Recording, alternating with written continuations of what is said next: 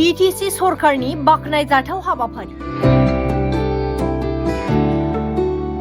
सराइबिल बियाबनि मोनथाम जायगायाव दोंथाम लामा बानायनो अन्थाइ खाम्फा गायसनदों बीटीसीनि मावफुं सोद्रोमा मृत्युंजय नार्जारिया। गोबाव बोसोरनिफ्रायनो नन्दिपुर बीसीडीसीनि सिङाव 1 नं नन्दिपुर गामिनिफ्राय रानीपुर गामिसिमनि लामाया गोग्लैसोनानै दङ, जायनि थाखाय रायजो राजाफोरा थांलाय फैलाय खालामनायाव गोबां जेंनाजों भुगिनो गोनां जायोमोन। बे रायजो राजाफोरनि जेंनाखौ नोजोर बोनानै सुस्रांनायनि थांखिजोंनो सराइबिल बियाबनि सिङाव थानाय गासै मोनथाम गुबुन गुबुन जायगाफोराव लामा बानायनो थाखाय अन्थाइ खाम्फा गायसनदों बीटीसीनि मावफुं सोद्रोमा मृत्युंजय नार्जारिया। बे अन्थाइ खाम्फा गायसननाय हाबाफारियाव बिफाननि बिबानगिरिफोरजों लोगोसे ओनसोलनि सानसुमैफोर आरो बीपीएफ दोलोनि माखासे मावथिफोराबो बाहागो लायो। बे हाबाफारियाव मृत्युंजय नार्जारिया बाहागो लानानै थांनाय 5 बोसोराव इउपिपिएलआ रायजो राजाफोरखौ थगायनानै सरखार खुंदों, बेनि फोरमानखौ दिनै नुदों। थांनाय 5 बोसोराव बिथांमोनहा रायजो राजाखौ जेबादि थगायलांदों, थगायै सरखार खुंदों, नाथाय बिनि फोरमानखौथ' गावसोर मोनबायना।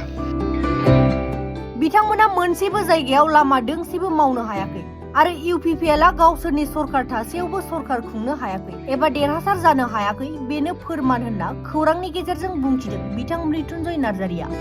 जेराव हाग्रामा 17 बोसोराव खामानि मावनो हायाखै, जों नैबे बोसोरनै बोसोरथामावनो 2 गुन 3 गुन खामानि मावबाय होननानै बिराद फोसाव लायाखै होनबा दिनै बिनि फोरमानखौ नुबाय। मोनसेबो जायगायाव बिथांमोना जेबो लामा दोंसे मावलांनो हायाखै, इभेन रिफारिं लामाखौनो बिथांमोना मावलांनो हायाखै, बेथ' फोरमानखाना।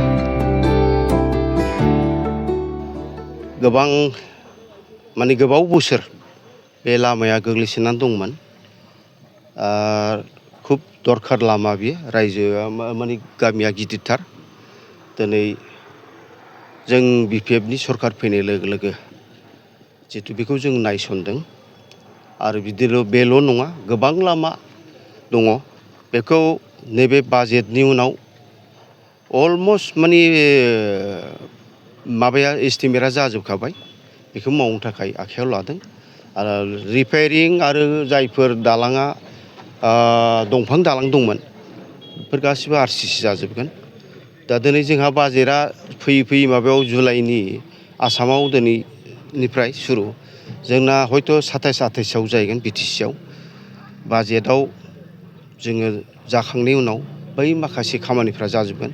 नाथाय जों जेखौ दरखार बेखौ समस्तिनि मालिक हिसाबै एमसिएलए हक, इएम हक बा एमएलए हक, बिथांमोनहा दिनै गामिनि जितु रायजो राजाफोरनि अनुरद बेखौ गनायनानै ग'हेडआव बेखौ लाबोग्रोनाय जादों।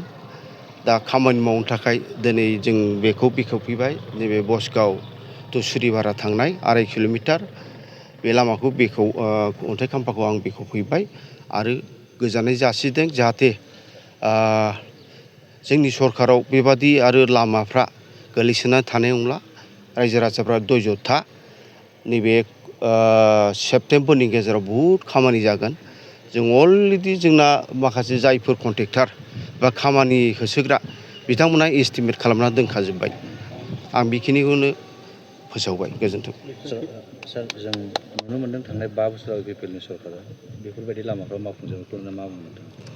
थांनाय 5 बोसोराव बिथांमोनहा रायजो राजाखौ जेबादि थगायलांदों, थगायै सरखार खुंदों, नाथाय बिनि फोरमानखौथ' गावसोर मोनबायना। बिराद जौगाबाय।